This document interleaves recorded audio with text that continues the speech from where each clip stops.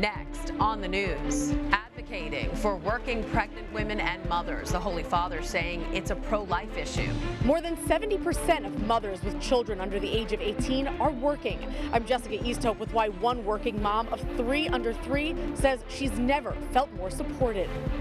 Also, the nation praying for Florida as Hurricane Ian bears down on the state. We'll speak with the Bishop of the Diocese of St. Petersburg about how they're planning to help. And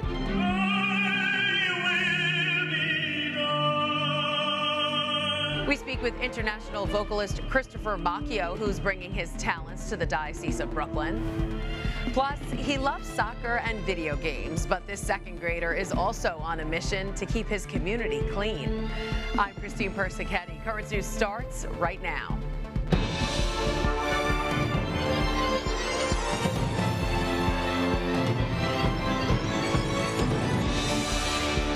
She's a faithful woman on a mission. Wait for mommy, okay? Juggling childcare, family, and her career. They expect you to get your kid and to take care of your kid first, and then everything else comes second. It's something the Holy Father says needs more attention. Support for moms.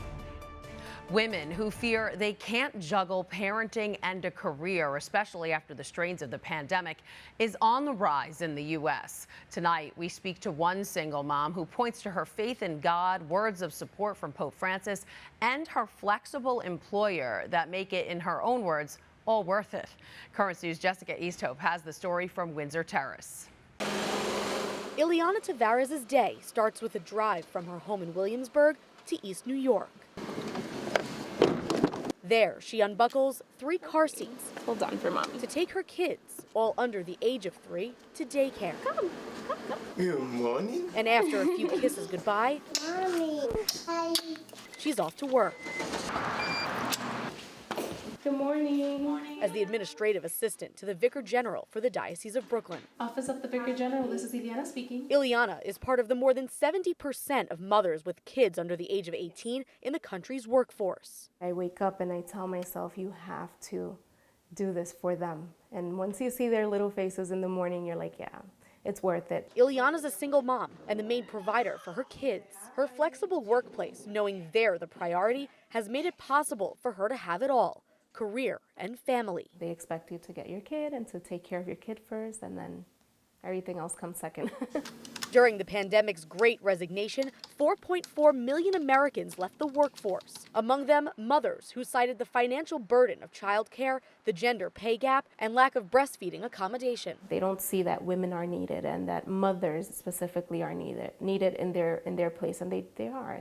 For Ileana, working for the church has shed light on how much needs to change. For the last 70 years, birth rates have decreased worldwide, with a total 50% decline. Pope Francis said the alarming reality many women face is that their jobs will be in jeopardy, or they won't be able to continue working after they give birth. The Holy Father said the solution is a more supportive and tolerant work environment. With Pope Francis, it makes me feel like someone is listening to us, to our cries as mothers. Help, we need to work. Ileana feels empowered in both of her roles and wants her example to do just that for others. I think I'm being a role model to mothers that think that is not possible. I hope I am.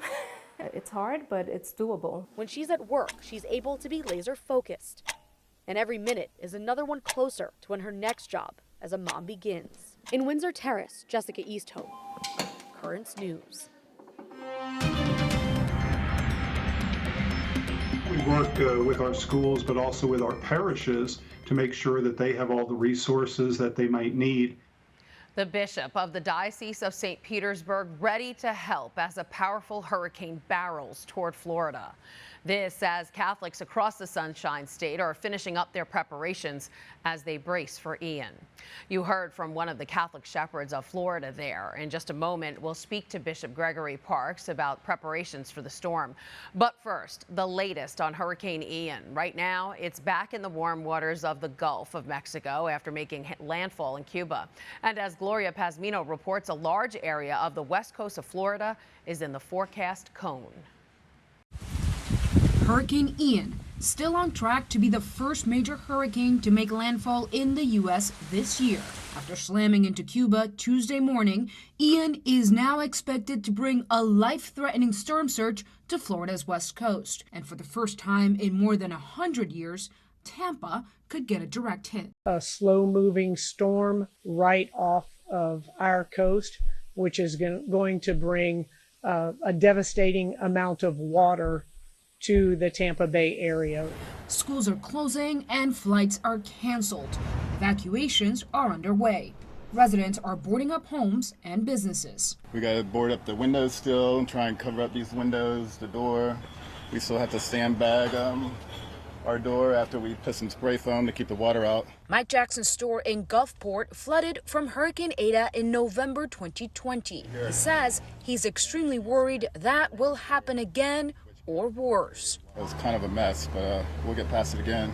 Florida's Governor Ron DeSantis warning those who are in the storm's path they could lose power for more than just a few days. The worst thing is when you lose power. So you've got no power, no water. So yeah, I recommend have plenty of water, even if it's for a few days. So we're battening down the hatches. Gloria Pasmino, Currents News. Right now, the Diocese of St. Petersburg is in the storm's path. Joining us now is Bishop Gregory Parks. Bishop, thanks so much for taking the time to speak with us. You're very welcome, Christine. Good to be with you today. Yeah, so Bishop, the hurricane is set to make landfall just south of Tampa sometime Wednesday. Now, I know all Catholic schools in the diocese are already closed through Thursday. What are some other precautions the diocese is taking? Well, we work with our schools, but also with our parishes to make sure that they have all the resources that they might need, both during the storm and probably more importantly afterward. If there's any damage or any particular needs that a parish might have, we want to ensure that they have all the contact information, the emergency numbers that they need. Are the churches closing as well, or are they being boarded up or anything like that? Are you worried about that? Some of our parishes have made the decision to cancel public Mass, daily Mass, tomorrow and Thursday, and then they'll make a determination after that. And the primary reason, of course, is for the safety of our parishioners, of our faithful. We certainly don't want them out on the road if it's tropical storm or hurricane conditions. Some of our parishes are more vulnerable because of where they're located relative to the coast or near water. And so each parish is really responsible for trying to do the best they can to secure the property. Right. What happens if there are long-term power outages? So specifically with our schools, the primary concern is, of course, the safety of our students and their families. Unlike up north, we don't have snow days here in Florida, but we do have hurricane days built into the calendar. So if there is a delay with getting our students back into the classroom, we have provision for that. And again, we just want everybody to be safe. You know, we can make up the class time, but we don't want anybody to feel unsafe or to get injured. Absolutely. Now, how do you speak to all of the parishes to prepare for natural disasters like this one? And what are you telling parishioners, especially those who maybe won't evacuate when they are told to do so? So I think as the spiritual leader of this diocese, the most important thing I can do is to pray and to ask our parishioners and all the faithful to pray for the storm and for all who are in its path, that we are safe. I have methods on social media. I'm quite active on social media, so that's one way that I communicate. I did record a video, which has been published on our diocesan website and social media outlets. And I can also email our priests directly if I need to do that. But yeah, communication is a big part. And of course, I think it's just prudent to listen to the local government officials with regard to evacuation orders and following local guidelines. Right. Now, does Catholic Charities mobilize during times like this in your diocese? They do. Actually, Catholic Charities, of course, never closes. We always have emergency numbers available. During the storm, it's kind of difficult because we have to keep our staff safe. But certainly after the storm, they'll go into action with regard to responding to any local needs in our community, whether they be from Catholics or non-Catholics who we're called to serve. We have some emergency trucks, for example, that can provide showers and washing facilities and things of that nature that can be relocated to different locations where they might be needed. Our homeless shelters that we operate in both St. Petersburg and Tampa, all of the residents there have been relocated to more permanent shelters in some of our schools that are designated shelter areas. So everyone there is safe as well. All right, our prayers are definitely going out to you, Bishop Gregory Parks of the Diocese of St. Petersburg. Stay safe. Thank you so much, and may God bless you. Currents News is keeping a close eye on Ian's track. We'll bring you the very latest on how Catholics in the Sunshine State are affected by this very powerful storm in the coming days and how you can help. Meanwhile, New York City Mayor Eric Adams has returned to the States after touring the aftermath of Hurricane Fiona in the Dominican Republic and Puerto Rico. He and other state leaders are joining in the effort to help both islands in this time of need. Already, about 50 New York State troopers alongside 75 of their colleagues from the New Jersey State Police have been deployed to Puerto Rico to assist with recovery efforts. And engineers from the Department of Buildings are being sent to check the structural integrity of hospitals, schools, and homes across the island. Also in the news, decisions about abortion will be on the ballot in 5 states come November. 3 of the states, California, Michigan, and Vermont, are proposing constitutional amendments to protect the procedure, whereas in Kentucky, lawmakers are pushing for an amendment that would prevent state courts from codifying a right to an abortion under the state's constitution. And in Montana, voters will consider a legislative referendum that aims to protect babies who are born alive after attempted abortions. Dr. Anthony Fauci and his wife receiving quite an honor from a Catholic organization. The Ignatian Volunteer Corps of the National Capital Area gave them both the Pedro Arepe S.J. Award for Exemplary Public Service. The event was held at Our Lady of Lourdes Chapel in North Bethesda, Maryland. The Brooklyn native became a controversial figure as he led the White House's COVID-19 response team, first under former President Trump and now President Biden. There's still time to get tickets. Up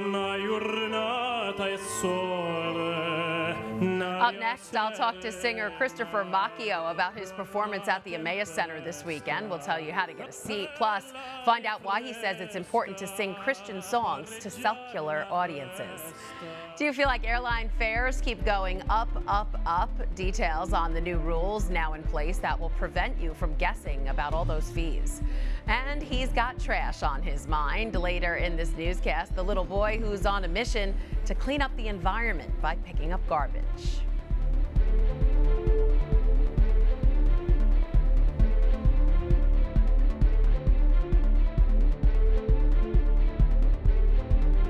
There are now some big changes to the tablet website. You can get personalized access to the Catholic news you value. Sign up for free at thetablet.org.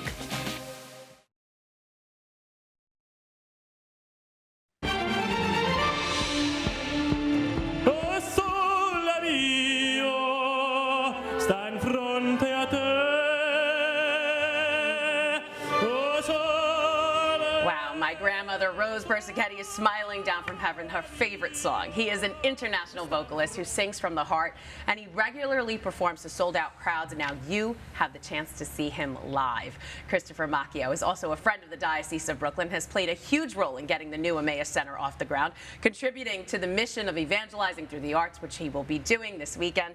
International recording artist Christopher Macchio joins us now to tell us all about it. Hi, Chris. Nice to see you. Nice to see you as well. So, first off, you have performed everywhere. Carnegie Hall, Lincoln Center, the White House. Tell us what makes performing at the Emmaus Center here in the Diocese of Brooklyn so special. Well, it serves as a reminder that really music ultimately has the mission to connect people, and the Emmaus Center's mission is to find a way, a compelling way to bring people closer to their faith. And so if we can use music as a vehicle to achieve that noble end, I think we're on the right track. All right, this Saturday's show is called An Evening of Italian Romantic Love Songs at the Emmaus Center. My grandmother would love this. What can we expect from the show? Why should people come? Well, we've got a wonderful program. It's music that really touches the heart. This is also coming into October where we celebrate Italian-American culture. Right, absolutely. So I've got myself with wonderful, wonderful solos, and then I've got two wonderful female guests with me.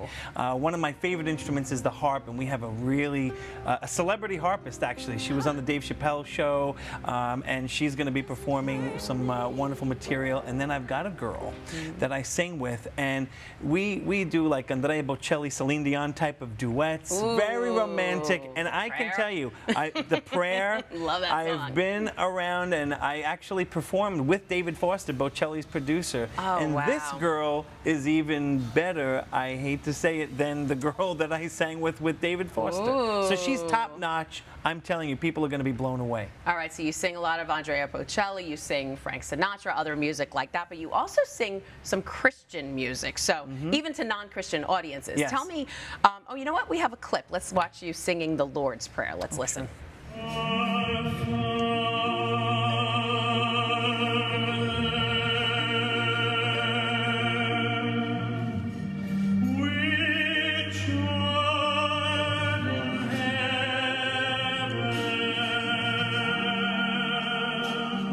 Wow, just amazing. Tell us, why do you feel it's important to sing these types of songs and show your Catholic faith? Well, regardless of the context, whether it's secular or a sacred event, I think it's important for people to be aware of and reminded that music and all of our talents that we've been blessed with ultimately do derive from a higher power, from God. And I'm not ashamed to make that explicit. And I always start my programs with something sacred like the Ave Maria, which I did have the pleasure of performing from the South Balcony of the White House on live television. Wow. And things like the Lord's Prayer. Sharing your God-given talent. Really quickly, before we go, I heard something really special is available to our viewers. Tell us about it. Well, if they call the Emmaus Center or go to the website, they can request some special tickets. Monsignor Jamie has been feeling very generous this week. He wants to share the gift of music to as many people as possible in this community, draw them into the Emmaus Center so they can see what a first-class, world-class space it is. And if they go to the website, they can make a request for some tickets to this wonderful show.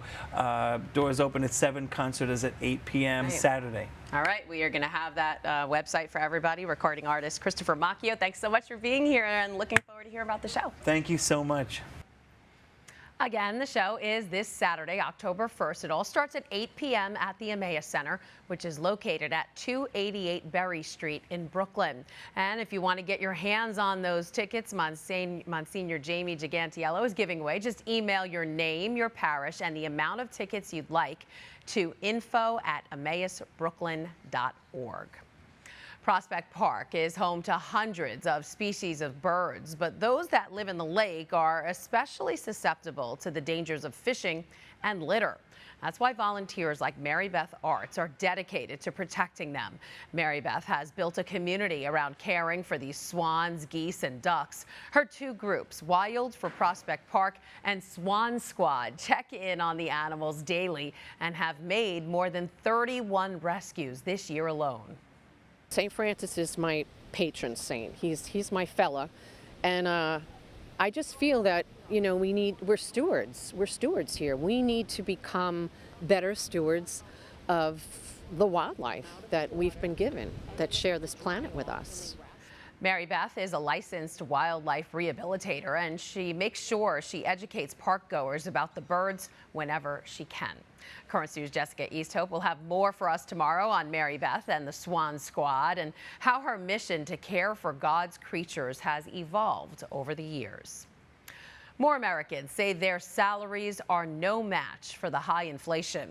According to a new survey from Bank of America, 71% of U.S. workers say their salaries and wages can't keep pace with the rising cost of living. The findings are from data taken in July, and only 44% of U.S. employees say they feel well off financially, which is the lowest level in 5 years. One thing that seems to keep going up is the price of an airline ticket. On Tuesday, President Biden announced new rules requiring airlines and travel sites to be more transparent when it comes to all of the fees they charge. Mike Valerio explains what this means for you. After a messy summer at the airports, there's a better than 50% odd that there's some kind of delay going to affect me almost on a weekly basis. The White House is cracking down on airlines. They cancel on you, and you have to pay a fee to rebook. Come on, man. In the third meeting of the White House Competition Council, President Joe Biden announced new rules requiring airlines and travel sites to be more transparent. No more hiding the price that you're paying. Under the Department of Transportation's proposed new plan, airlines would have to disclose upfront any fees charged to sit with your child, for changing or canceling your flight, and for checked or carry-on baggage. Airlines for America, or A4A, a trade group representing major U.S. air carriers, issued a statement, reading in part, quote, A4A member passenger airlines already offer transparency to consumers from first search to touchdown. The council's agenda extends beyond airlines. The group is also looking at lowering or eliminating bank overdraft fees and cell phone carrier termination fees. Something that's weighing down family budgets, unnecessary hidden fees. I'm Mike Valerio reporting. Still to come on Currents News, we have some trash talking to do. Ahead, meet the little boy who's on a mission to save the earth by picking up garbage in his neighborhood. Do you have a story idea or want to share a tip? Email us at newstips@desalesmedia.org or call our 24-hour number, 718-517-3122. We'll be right back.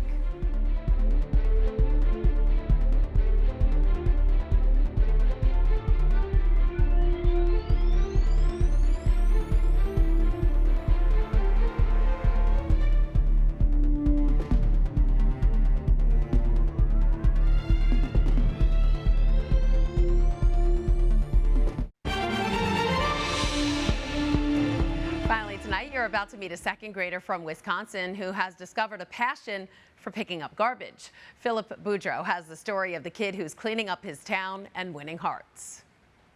7-year-old Milo Cruz pulls his wagon through South Park in Oshkosh, but he isn't there to play. He's there to pick up litter, and he has a simple reason for doing it. Because it helps the earth. About a year ago, he became obsessed with picking up garbage. I was at school and then I saw garbage and then I just really wanted to pick it up. Since then, Milo picked up so much garbage that his mother put out a Facebook post looking for a used wagon to haul it with. Steve Ahrens, owner of Firehouse Subs in Oshkosh, answered the call. We made arrangements for him to come into the restaurant and we talked a little bit about it. And so we got him a wagon, and I said it would be kind of nice if we were to have some sort of graphics on the side of it. Please don't litter. Save our earth. I want a future.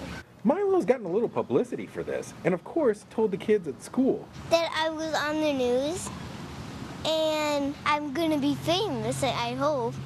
Wait, there's an airplane right there. He's found a few treasures while picking up trash. One time, I kept it. There was a penny in the lake. I got it. He's a kind of a talker once you get to know him. Yeah, and then there was a basketball court, so I went on it. Then I was like, hey, what's that blue thing? You know, it was Captain America. He recently showed off the wagon at his school. All the kids kind of swarmed him, and they all started helping pick up litter. That's a spider. Milo picks up wherever he goes. One day, a schoolmate suggested the unthinkable. He said that it should be our off day. But I only picked up a little bit of trash that day. That was Philip Boudreau reporting. Milo says picking up garbage is more of a hobby, not a future career. He wants to be an astronaut when he grows up, and maybe he'll become even more famous. And that is Currents News. I'm Christine Persichetti. Thank you for joining us, because we are putting your faith in the news. Hope to see you again next time.